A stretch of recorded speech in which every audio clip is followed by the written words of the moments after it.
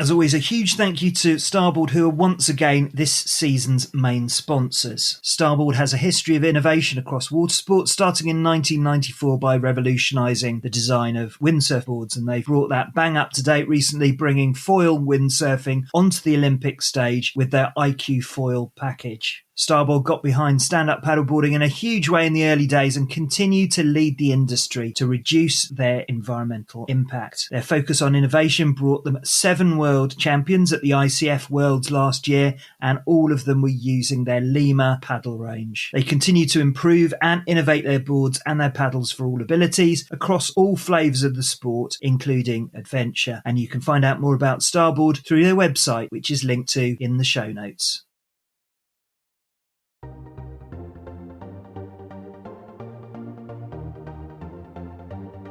Welcome to SUPfm, the sport's leading podcast, where we speak to inspiring people from the fastest growing water sport in the world. Our aim is to help you maximise your own experiences of stand-up paddleboarding and to deepen your love of the water as we chat with people from both inside and outside the SUP world. Every episode is designed to inspire, support and provide you with a deeper immersion through my conversations with leading athletes, scientists, adventurers, TED speakers and New York Times best-selling authors. If you like what we do, there are plenty of ways to support the podcast, including telling your friends, following us on social media. You can even buy me a coffee on Patreon, or you could leave us a review on Apple Podcasts, which will help others to find us. Whatever you can do, we appreciate it.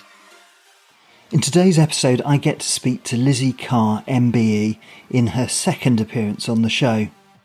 Water quality is a subject we often come back to, and Race for Rivers, Lizzie's initiative, is featured in a chat which we had a few days before it started, and then some riverside reporting and chats on the water as we spent the first couple of days kicking the event off. So there's lots of interesting stuff in here, including a conversation about paddle adaptations and efficiency. So well worth a listen on all sorts of levels. Well, a huge welcome back to the show, Lizzie. We last spoke 3.5 years ago in episode 27, which is one of my earlier episodes. So it's great to speak to you again. And when we last spoke as a cancer survivor, you'd already completed 3 world firsts on a paddleboard. You'd written a best-selling book and you'd founded Planet Patrol, which is your non-profit set up from scratch to improve water quality.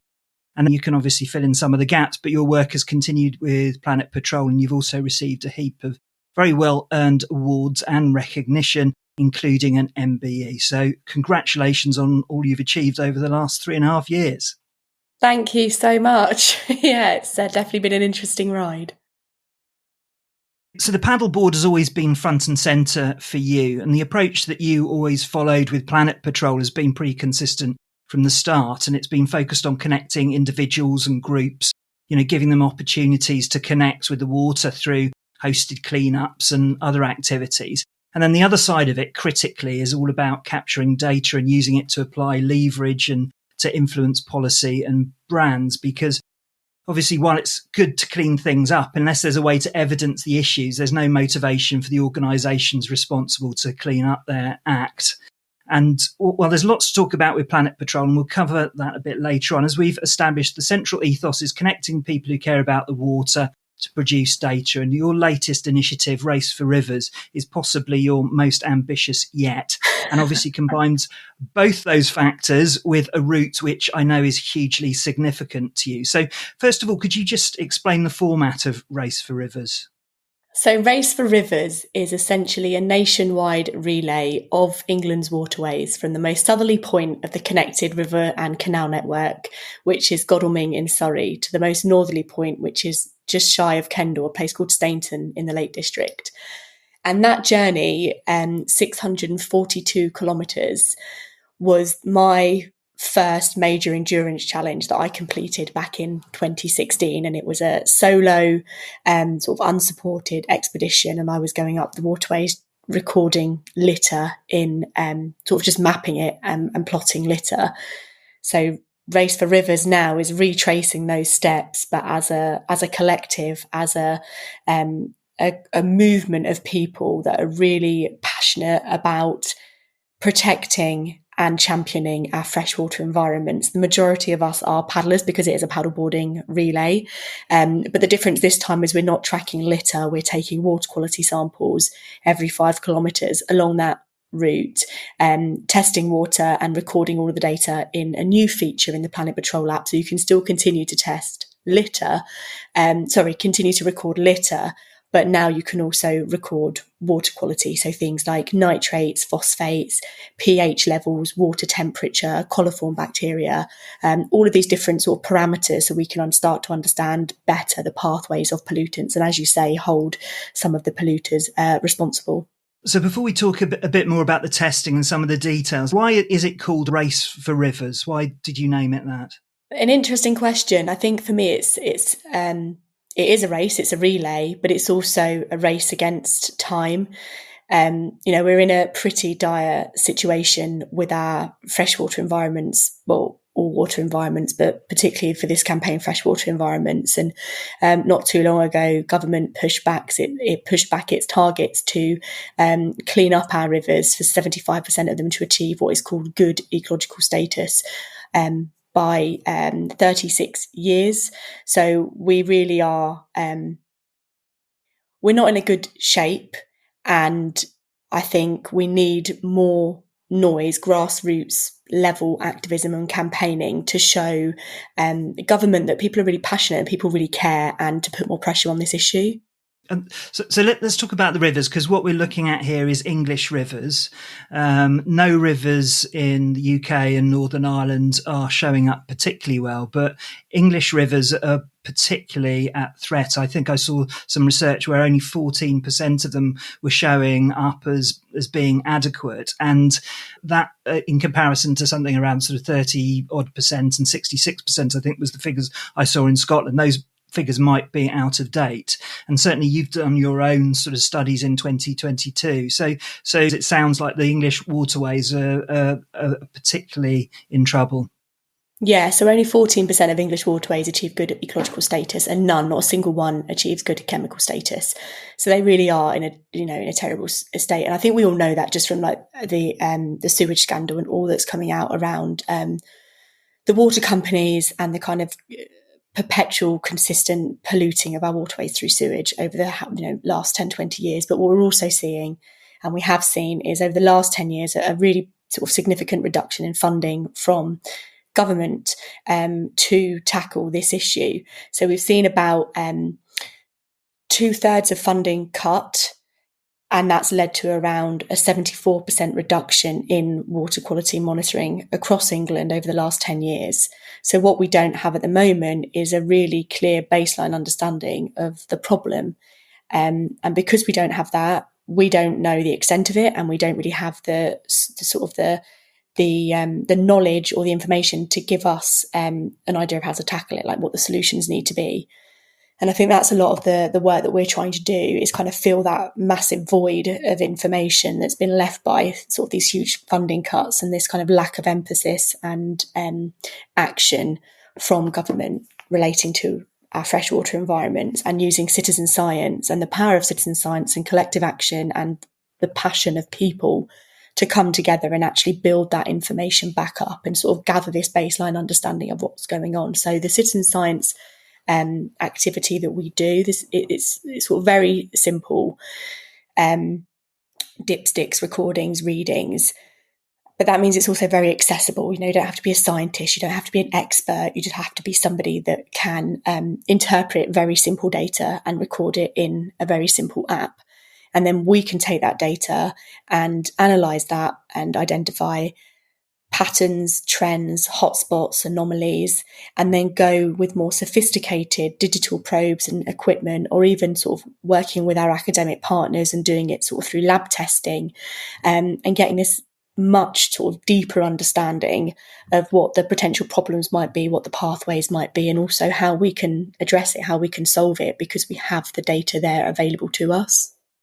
And so there's a real opportunity with Race for Rivers in order to do that work across the whole country. And I know that you did similar type of concept back in 2022. I was reading your document, 50 odd pages there, What Lies Beneath. And certainly that uncovered some fairly uncomfortable things, not least the fact that the stretch that I'm going to be doing on the River Wey showed up as being inadequate for all of the measures, basically. And I think there was only one river that actually showed up as being adequate across all of the measures. Yeah, the River Dart down in Devon was the only one that actually showed. I think it passed all of the parameters that were tested. But you're right, the River Wey was one of our sort of case studies that we'd pulled out as being most polluted. But what's really interesting about that, if you know the River Wey, it is a beautiful stretch of water. So much so, it's in my guidebook as one of my routes to paddle, and it's probably one of my favourite sections of sort of the route that I did through the length of England. And I think this is the problem, is just because a river looks beautiful, and the Wye is another excellent example of this, it's the invisible pollutants. It's what you can't see with your naked eye that's really scary and problematic, and that's what we're trying to tackle. Yeah, and that applies in so many areas with this sport. It applies for safety as well. If people can't see it, they think that there isn't a problem, and there are a lot of invisible dangers, but also invisible pollutants all absorbed within that water. So in terms of the testing that's carried out, you talked a little bit about it. What sort of things are the tests sort of designed to uncover? So we're testing for multiple different parameters. We're testing for phosphates, for nitrates, for pH levels, coliform bacteria. And in the pilot, we also did heavy metal testing. So that's from things like abandoned or active mines, for example. But that was all lab tested. That's not sort of as simple as the citizen science testing that we're doing with the other parameters. And that will help us understand things like, for example, coliform bacteria is essentially sewage, and we do a presence and absence test. So we're not sort of necessarily understanding the exact levels of sewage that we're seeing. We're understanding if it's present in that waterway or absent from it. So it's just what we're doing is getting indicators. We're getting accurate information, but not precise information. And I think that's what people need to sort of understand a bit more about citizen science. Is we know this isn't, groundbreaking academic research, but what it's doing is creating a pathway to that and allowing much more targeted, educated research to be done through citizen science data and input. So the other sort of pollutants that we're testing for, or parameters that we're testing for, like nitrates and phosphates, it could be from sewage pollution, it could be from agriculture, it could be from surface runoff of roads. There's lots of different reasons why our rivers and our freshwater environments are polluted. And I think what we're trying to do, and what I'm trying to do as an individual, but as an organisation as well, is kind of move the conversation forward from just sewage pollution. Yes, that's a massive problem, and it really needs to be addressed and tackled in a sort of a long-term, coherent way. But there's also other factors that need to be talked about and discussed and debated, like agriculture, like surface runoff, like all these other, abandoned and active mines, all these other issues that aren't really in the public space yet. And I don't have the answers, I don't have the solutions. I just want to do the research to facilitate that conversation so that we can find the solutions. And what sort of damage does that cause? So we talked about phosphates and obviously, sewage discharges and so on. What damage does that actually do to the river? It's a big question. I think you've kind of got the ecological impact, where it's affecting marine life and marine species, and the sort of flora and fauna around it. It's creating imbalances in sort of the water itself. It's the human impact. I think that's one area that we really don't know the extent of, and it isn't really being researched as much. And I think we last year asked sort of people to share case studies around whether or if they've been affected by poor water quality personally. And I think my own campaigning started from my my own experiences. So when I was training for one of my endurance challenges on the River Trent near to where I live, I fell in. I was doing something on the whitewater course up there, and I fell in, and I got really ill. And it was sort of a bit of a joke, I'll drink a can of Coke and kill everything off, and you'll be fine. And you almost need to take a step back and think about the way that we are talking about being ill from our freshwater environments. It shouldn't be normalised in that way. We shouldn't just expect to get sick from falling in a river. And yes, there is a difference between a waterway that is fit for humans and fit for fish, but you still shouldn't necessarily have to feel that you might, potentially die from what's in a waterway, which is, the reality of it, without being sort of too sensationalist. And I think that happened to me, and it was sort of like questioning why are we just acting like this is okay, that we should just expect this? And then following that, we then started having reps, so people, the sort of instructors that run our cleanups. They were sort of contacting us, just one or two the first year, sort of saying, actually, we probably can't run an event because there's been rainfall, there's been sewage releases, and it's not actually fit for people to be out on the water on.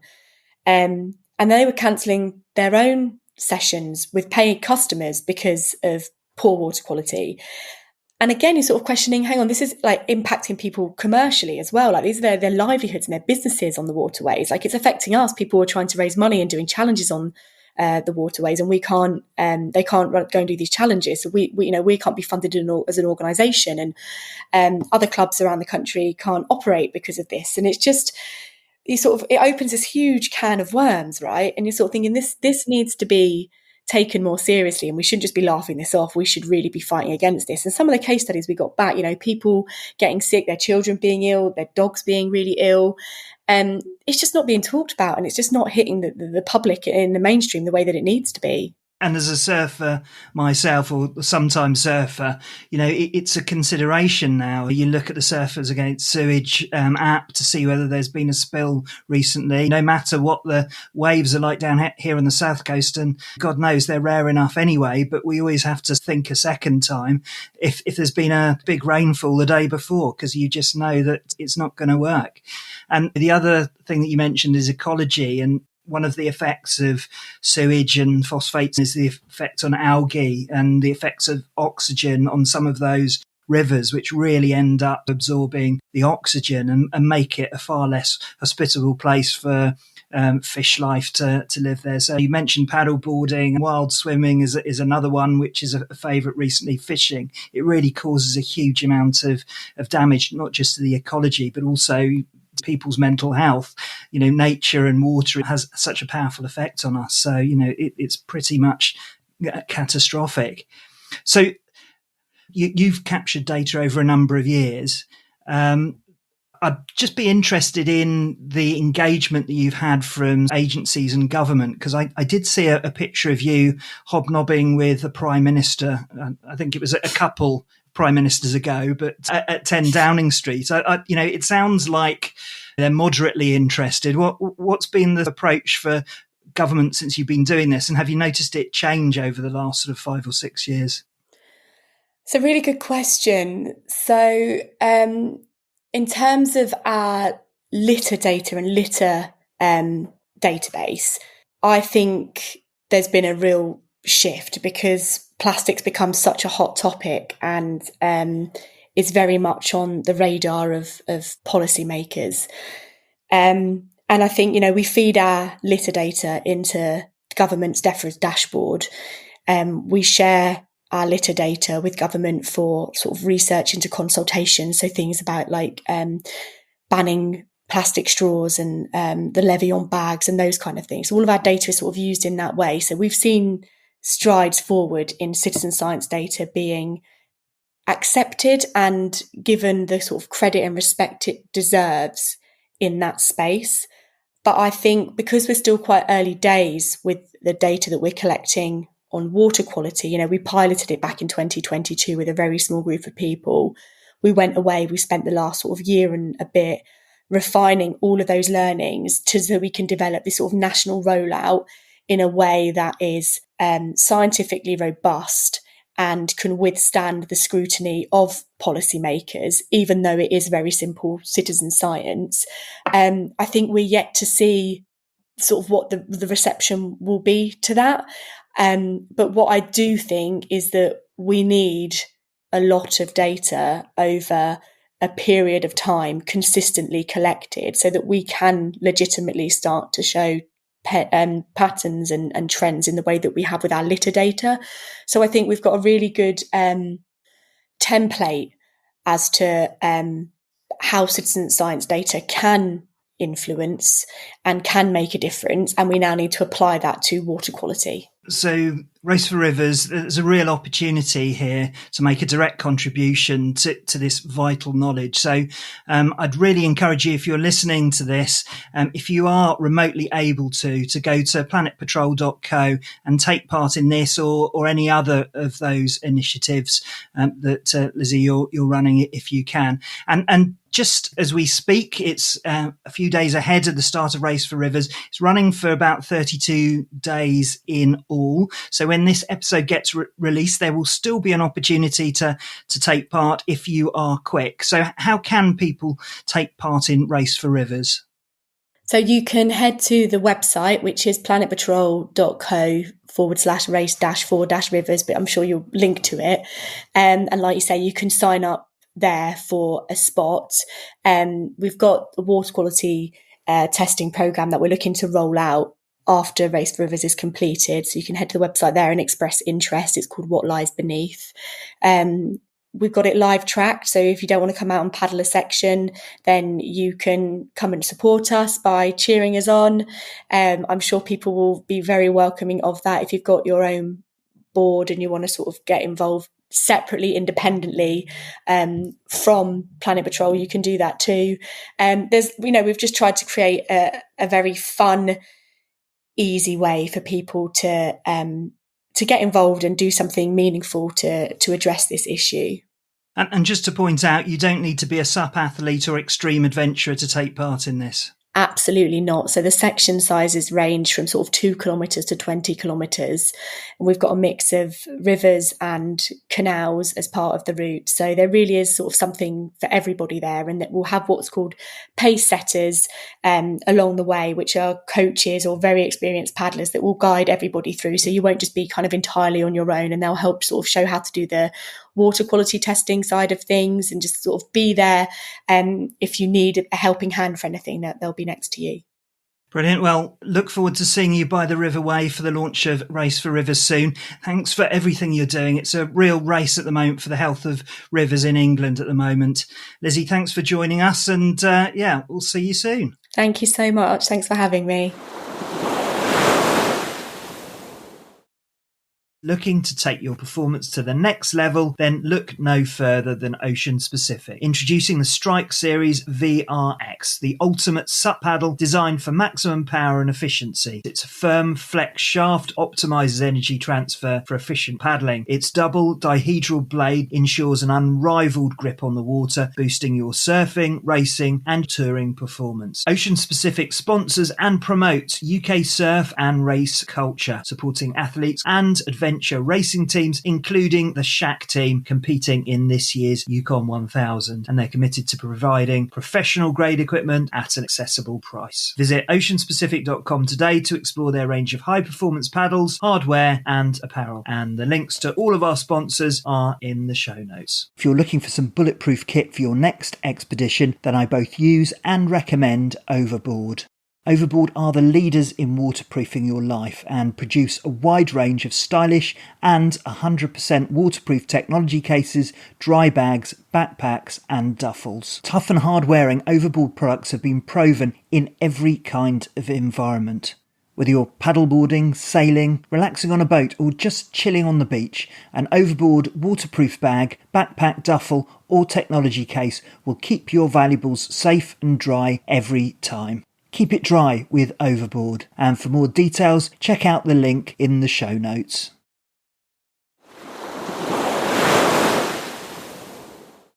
I'm here in Godalming ahead of the start for Race for Rivers at a place called Phillips Memorial Park.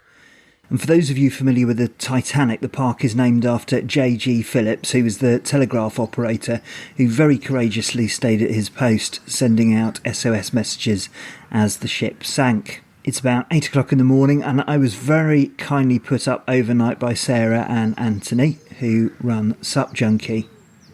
Godalming is a town in the county of Surrey down here in the south of England. It's been here a while, and it's typically Old English with lots of winding roads and old architecture and very green. And as I look out, I look up to a church steeple, and then across the park I can just see a bench sitting there about 100 metres away from where I am across the green and next to the bandstand, which is right next to my first glance, the River Wey, which will be the launch point for Race for Rivers and is where Lizzie started her paddle in 2016. And we'll be paddling the Wey navigation for the next couple of days until we reach the River Thames and on to Shepperton Lock, which is where we'll be handing over to the next people to take the baton of Race for Rivers. So it's a beautiful natural green landscape. There aren't many people around at the moment apart from people crossing the park on the way to work and a few school kids, but I can just see that a van has arrived and it looks like there is going to be some unloading of kit shortly, so I'll just put this down and go and give them a hand. Never lose any opportunity to explore new and interesting SUP technology, and while everyone was preparing for the start, I got chatting to a man who has led in the development of a particular scientific-based improvement to paddles, which helps paddle efficiency, and which I'd had my eye on for a while. So I had to take the opportunity to ask him about it in more detail.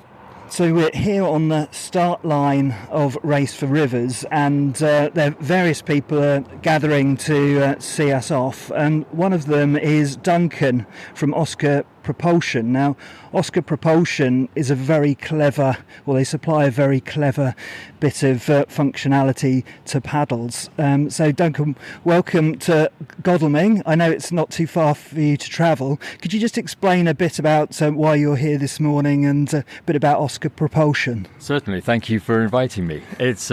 We're here today because we're lending a couple of paddles for the expedition down the river, and the paddles have a series of cuts through the blade, and what the cuts do is they allow a more progressive power curve within the paddling stroke, which de-stresses the body, and the physics behind it is really quite interesting. It came out of reducing cavitation on marine propellers.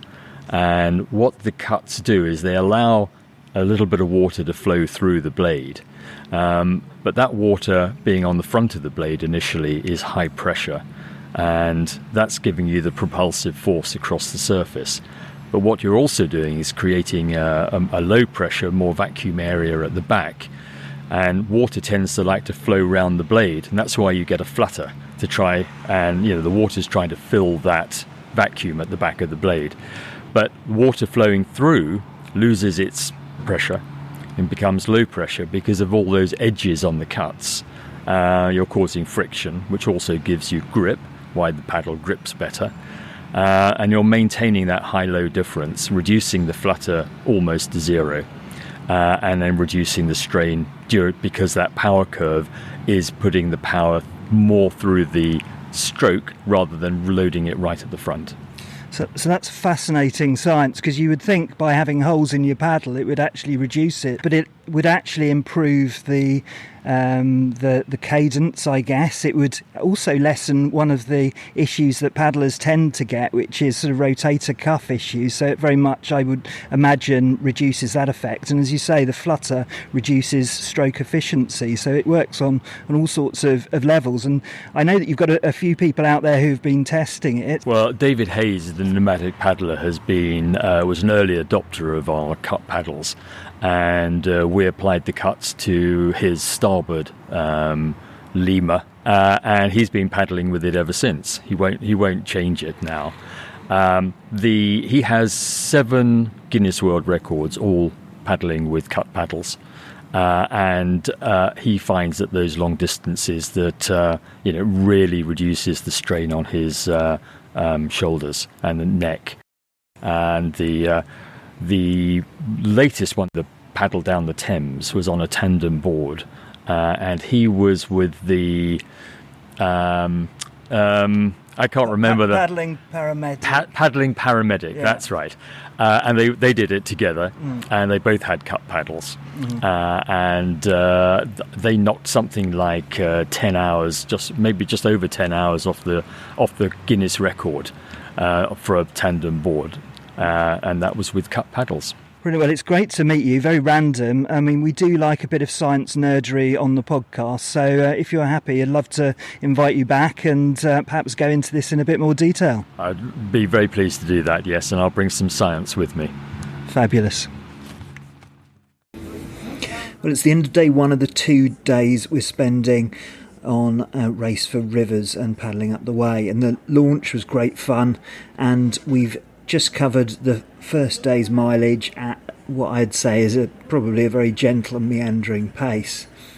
The weather today's been humid and sunny. It's been about 25 centigrade, but most of the time we've been paddling under a bit of a parasol of trees. So we've got lots of traditional water-loving trees like huge willows, and the more mature trees like oaks protecting us on the way, so it's kept us very shaded. We were sent off on our way this morning by the Deputy Mayor of Godalming and his wife. The Deputy Mayor was very suitably named Paul Rivers, and he said a few words on the riverbank, and there were also some children from the local school who came down to see us off alongside other supporters and well-wishers. And we set off in a bit of a flotilla and were joined during the day by people who dropped into the waterway. And although it was a really social day, it's a really good opportunity to chat and to learn about others. There were some new and more experienced members of the sport coming out with us, and there was also the advantage of there being lots of opportunity to help others with the portages, because there were quite a few of them today, which took quite a bit of muscle power, particularly with full kit. All this river navigation on the Wey is owned and maintained by the National Trust, and we stopped for a coffee and a cake midway through and a test of the water at one of the National Waterways centres just on the other side of Guildford. And while it's peaceful, the Wey is still very active. There are lots of people living on the river in narrowboats, and the lockkeepers' cottages have all been maintained by the National Trust, and they are just as idyllic as you'd expect it to be, with climbing roses and a real sort of snapshot of the past when these canals were the fastest travel network of the day for industry. And I think that's probably some of the reason why there are still pubs right next to the river, which is where we've stopped at the end of the day to test the water again. So before we part company with Lizzie and the Planet Patrol crew and all those paddlers who've accompanied us tonight, me and my fellow paddlers, Sarah SUP Junkie Thornley and Skip Innes, who has just returned from the Yukon 1000, we're going to do a bit of wild camping ahead of tomorrow's paddle. So before we grab a pint and something to eat at the pub, I suppose we had better just get set up. So it's the start of day 2 of Race for Rivers, and we've just spent a decent night wild camping near to the river. And I say decent night, I was joined in my little tent by a small frog who kept me awake by hopping onto my leg with perfect timing just as I was drifting off. And just because he was very well hidden, and I couldn't find him for ages, and I didn't find him till about 3 a.m. So I'm just really glad I didn't roll over and squash him. But once he had left, I did have a much better night's sleep. So it's 7 o'clock now. We've got to pack up. We've got Andrew joining us in an hour to do the first stint of today's relay and water tests, and then we've got a few hours paddling ahead of the next pub on the river, where we will get our breakfast and our first coffee of the day, and also where I think Lizzie might be joining us again. So time to get going. So we've had a great stop for breakfast, and I managed to grab a great chat with Lizzie. And then I realised I hadn't recorded it, so we had to do it all again. So here it is, and I'm going to blame that frog. I'm going to start again. I'm so sorry. Don't worry. Ever the professional. Yes, I mean, recording is obviously an important part of the whole thing. Pressing the right button. This is You're doing a great job. Thank you. Do you know what? You've had a long day and a long night. I have. You've had frog in your bed, right? Yeah, I know. You can make a mistake. Exactly.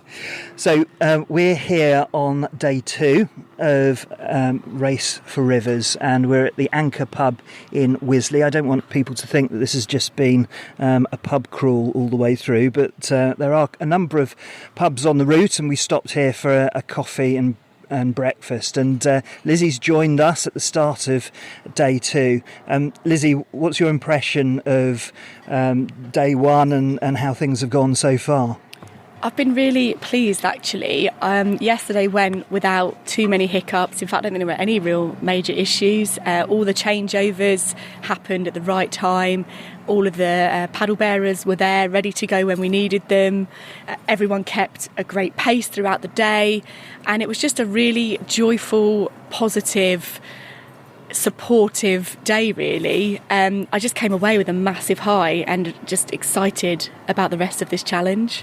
And what was so exciting, not just the fact that we were joined by paddlers en route who were tracking us and just getting onto the water with us and giving us that boost, but also I know that just in the first sort of day there's been a huge increase in people signing up to do stages of the Race for Rivers. Yeah, it's been phenomenal, actually. So as soon as we started yesterday, we just got this massive influx of people signing up for later on in the challenge. Like, you can tell the momentum's really building now, and I just expect that to continue throughout the rest of this journey. Well, fantastic. Thank you so much for putting this on. It's been colossal. It's been such a privilege to be involved in this. And obviously this is the precursor to, work throughout the year in order to continue this monitoring effort. But, congratulations to you and your team. Spent a bit of time with your team yesterday. They're absolutely fantastic as well. You've got some fantastic support, both, from your organisation, but also amongst the paddle community. So best of luck for the rest of it. Thank you very much. And can I just say, and you might cut this bit out, but you have been an incredible support on this journey as well. And, you've been here from the start, documenting everything, really giving the positive vibes to this trip. And we really appreciate you and everything that you've done as well. Thanks, Lizzie. And I mean that. Oh, wonderful. Thank you. So I'm recording this not far away from the end of day 2 of this 32-day initiative. And today has involved, again, quite a fair few portages and some quite long ones. We've paddled along the back of some really lovely properties, so very nice to see how the other half live. And we also paddled underneath the M25, which is the 5 or 6 lane motorway which orbits Greater London. And we saw some stunning graffiti art on the stanchions which support the motorway. Met some really kind people along the way. This afternoon's highlight was running into a couple of canoeists who just happened to be leading lights in the Addlestone Canoe Club, and they invited us back to their clubhouse on the river and gave us some coffee and cake, which was really well timed, and it didn't hit the sides as it went down. We did see some life in the rivers, and one of the key advantages of a paddleboard is that you can look from above down deep into the water, and that allows you to see more. And while the water wasn't particularly clear, at the upper end of the river where we launched yesterday, we did see fish fry in the weeds. And over the few days we've seen plenty of insects and a kingfisher and of course a frog. So we took all of that as a positive. We also saw a sewage outfall pipe releasing wastewater directly into the river, and because it hadn't rained for at least 2 days and then only lightly, it really indicated to me the value of all of these ongoing measurements that we've been taking, because otherwise no one would know that this sort of thing is happening, and if people don't know, then why would they care what's going on? On the positive side, one of the really surprising things on the journey was the lack of visible plastic, litter or other waste. We couldn't see any great volumes in or around the water at any stage, even underneath the M25. So I think that's very positive for this river, and I know it's not the same for all, but for the River Wey, I guess it's just the things that we can't see, hence the measurement. Anyway, the value of this campaign is really clear to me. We've got stunning rivers where nature is still hanging on, and it's obviously a gift that keeps on giving in terms of connecting the people who value the river, and we met a lot of those over our 2 days on the water. But we can't just assume that the nature is going to be there forever. There is a danger of it becoming a toxic desert of wildlife, because frankly it wasn't teeming with life today, and nature is definitely not thriving on the river as it is.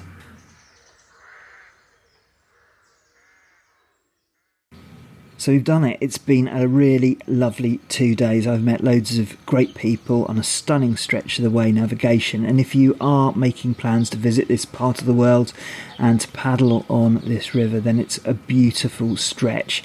And you can buy a 3-day licence for your paddle from the National Trust. And that very small fee helps to finance some of the ongoing upkeep of the navigation, which is otherwise mostly supported by volunteers. If you are doing this stretch, there are some locks to portage, and so if you have shoulder straps and handles either end of your SUP, that will make your life a whole lot easier. So special thanks to Lizzie Carr, Sarah Thornley, who on this and in so many other things that we've collaborated on has been fantastic to work with. And this time it's been a great pleasure paddling with Skip, who was doing this paddle several weeks after the Yukon 1000, which in itself is quite amazing, and who remained effortlessly positive, obviously an A1 team player, and I can exactly see why his partnership with Craig during the Yukon 1000 was such a success. Race for Rivers continues until early October, and you can track progress on the site planetpatrol.co, and we'll link to it in the show notes.